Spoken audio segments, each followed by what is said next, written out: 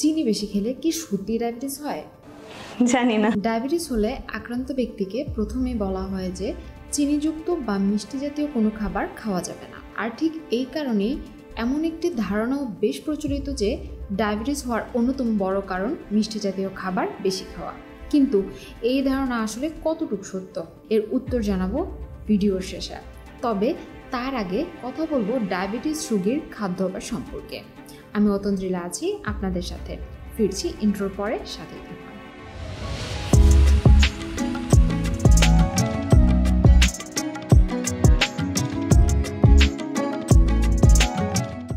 ডায়াবেটিসকে বহুমূত্র রোগ বলা হয়। ইনসুলিন নামের একটি হরমোন আপনার রক্তে সুগারের পরিমাণ নিয়ন্ত্রণ করে থাকে। এই হরমোনটি পাকস্থলীর পিছনে থাকা অগ্নাশয় বা প্যানক্রিয়াস নামের একটি গ্রন্থি থেকে তৈরি হয়। যখন খাবার পরিপাক হয়ে আপনার রক্তে প্রবেশ করে তখন এই ইনসুলিন রক্ত থেকে সুগারকে কোষের ভিতরে ঢুকিয়ে সেটাকে ভেঙে শক্তি উৎপাদন করে। কিন্তু ডায়াবেটিস হলে আপনার দেহ সুগার তথা গ্লুকোজকে ভেঙে এভাবে শক্তি উৎপাদন করতে পারে না। যদি একজন সুস্থ মানুষ গ্লুকোমিটারে ডায়াবেটিস মাপেন তাহলে রক্তে সুগারের মাত্রা খাবার আগে 4 থেকে 6 পয়েন্ট এবং খাবার খাওয়ার 2 ঘন্টা পরে 8 পয়েন্টের নিচে হলে তা স্বাভাবিক ধরা হয়। ভরা পেটে বা খাবারের পরে রক্তে সুগারের মাত্রা কিছুটা বেড়ে যাওয়া স্বাভাবিক, তবে এই মাত্রা 7.8 পয়েন্টের বেশি বেড়ে গেলে তাকে প্রি ডায়াবেটিস ধরা হয়।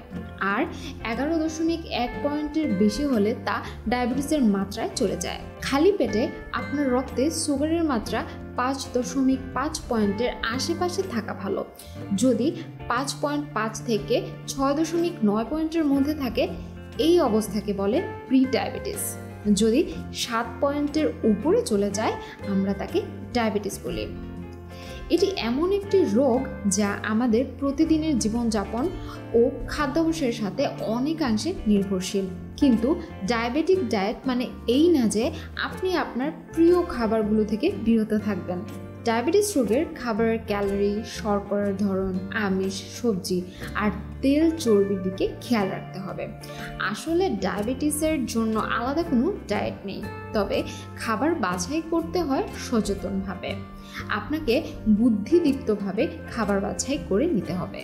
একটি স্বাস্থ্যকর খাদ্য অভ্যাস আপনার ডায়াবেটিস নিয়ন্ত্রণ রাখতে সাহায্য করবে, সাথে সাথে প্রয়োজনীয় শক্তির যোগান দেবে এবং শারীরিক ও মানসিকভাবে ভালো থাকতে সাহায্য করবে। এই ক্ষেত্রে 3টি বিষয় বিশেষভাবে গুরুত্বপূর্ণ। প্রথমত, বৈচিত্র্যময় খাবার খাওয়া, অর্থাৎ প্রতিদিন একই ধরনের খাবার না খেয়ে নানান রকমের ফলমূল, শাকসবজি ও কিছু শ্বেতসার জাতীয় খাবার খাওয়ার চেষ্টা করুন, যেমন লাল চালের ভাত, লাল আটার রুটি ও আলু। দ্বিতীয়ত, চিনি, লবণ ও চর্বি জাতীয় খাবারের পরিমাণ একেবারেই কমিয়ে দেওয়া, অর্থাৎ যতটুকু না খেলেই নয় ঠিক ততটুকু খাওয়া।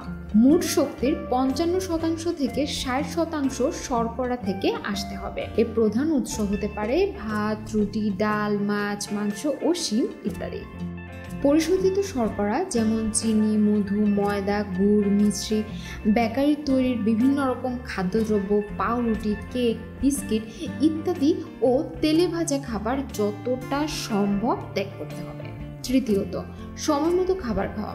প্রতিদিন সকালের নাস্তা, দুপুরের ও রাতের খাবার সময় মতো খেতে হবে। কোনো বেলার খাবার যেন বাদ না পড়ে। আপনার যদি খাদ্যাভ্যাস পরিবর্তনের প্রয়োজন হয় সেক্ষেত্রে প্রতি সপ্তাহে একটু একটু করে পরিবর্তন আনার চেষ্টা করুন। এভাবে পরিবর্তন আনা আপনার জন্য সহজ হবে। একেবারে সম্পূর্ণ খাদ্যাভ্যাস বদলে ফেলার চেষ্টা না করাই ভালো। ডায়াবেটিস রোগীদের মাটির নিচের খাবারের বিধি নিষেধ সম্পর্কিত কিছু কুসংস্কার প্রচলিত আছে।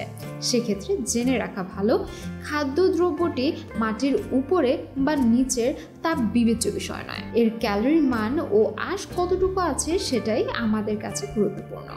আবার অনেকের মধ্যে বিভিন্ন ধর্মীয় ও সামাজিক প্রচলিত ভ্রান্ত ধারণার কারণে এমন বদ্ধমূল বিশ্বাস আছে যে ডায়াবেটিস হোক আর যাই হোক মধু সব সময় উপকারী। তবে বিষয়টি এমন নয়, খুব বেশি মধু খাওয়া ঠিক হবে না। হঠাৎ যদি কোনো সময় 1 চামচ খেয়েও ফেলেন, তার জন্য তাকে 2 কাপ ভাত বা একটি রুটি কম খেতে হবে পরবর্তী খাবারের সময়। ডায়াবেটিস রোগী তার রুচি ও অভ্যাস মতো উল্লেখিত যে কোনো একটি খাবার প্রতিদিনই খেতে পারবেন। সেই খাবারগুলো হলো চিনি ছাড়া চা বা কফি, মশলা যেমন ধনে, জিরে, হলুদ, মরিচ, আদা, রসুন, পেঁয়াজ ইত্যাদি। শাকসবজির মধ্যে পালং শাক, লাল শাক, পুঁই শাক, কলমি শাক, ডাঁটা শাক, কচু শাক, লাউ শাক, কুমড়ো শাক, পাট শাক, হেলেঞ্চা শাক, ফুলকপি, বাঁধাকপি, মূলা, ওলকপি, টমেটো, কাঁচা পেঁপে, শসা, ক্ষীরা, উচ্ছে, করলা, ঝিঙে, ধুন্দুল, চাল কুমড়া, ডাঁটা, লাউ, সজনে, বেগুন, মরিচ, কলার মোচা ইত্যাদি। ফলের মধ্যে কালোজাম, লেবু, আমড়া, বাতাবি লেবু, কামরাঙ্গা, বাঙ্গি, জামরুল, আমলকি, কচি ডাবের জল ইত্যাদি।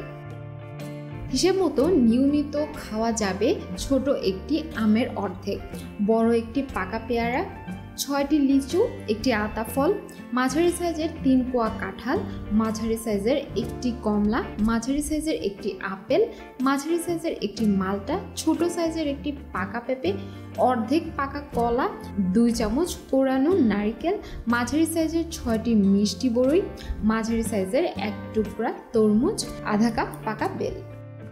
প্রতিদিন এসব ফলের যে কোনো একটি উল্লেখিত পরিমাণে খাওয়া যাবে, তবে একাধিক ফল একদিনে খাওয়া ঠিক হবে না। ডায়াবেটিস রোগী প্রতিদিন 1 গ্লাস দুধ সরাসরি খেতে পারেন বা গন্ধ ভালো না লাগলে এতে অল্প পরিমাণে দারচিনি দিয়ে নিতে পারেন। ওটস মিশিয়েও দুধ খেতে পারেন। এবার আসি বেশি চিনি খেলে ডায়াবেটিস হবে কিনা সেই বিষয়ে। চিনি বেশি খাওয়ার সঙ্গে ডায়াবেটিস হওয়ার সরাসরি কোনো যোগসূত্র নেই, তবে চিনি বা মিষ্টি জাতীয় খাবার ডায়াবেটিস হবার ক্ষেত্রে পরোক্ষ প্রভাবক হিসাবে কাজ করে। যুক্তরাষ্ট্রের স্বাস্থ্য বিষয়ক ওয়েবসাইট মেডিকেল নিউজ টুডেতে বলা হয়েছে, প্রচুর চিনি খাওয়ার কারণে সরাসরি ডায়াবেটিস হয় না, কিন্তু এটি স্থূলতা, হৃদরোগ এবং ডায়াবেটিসের সঙ্গে সম্পর্কিত অন্যান্য স্বাস্থ্য সমস্যার ঝুঁকি বাড়াতে পারে, ফলে ওই ব্যক্তি সহজেই ডায়াবেটিসে আক্রান্ত হতে পারে। তবে একবার ডায়াবেটিসে আক্রান্ত হলে চিনি জাতীয় খাবার এড়িয়ে চলতে হবে। আজ তবে এ পর্যন্তই। আবার দেখা হবে নতুন কোনো টপিক নিয়ে পরবর্তী ভিডিওতে। Till then, stay safe, stay healthy, take care, bye by.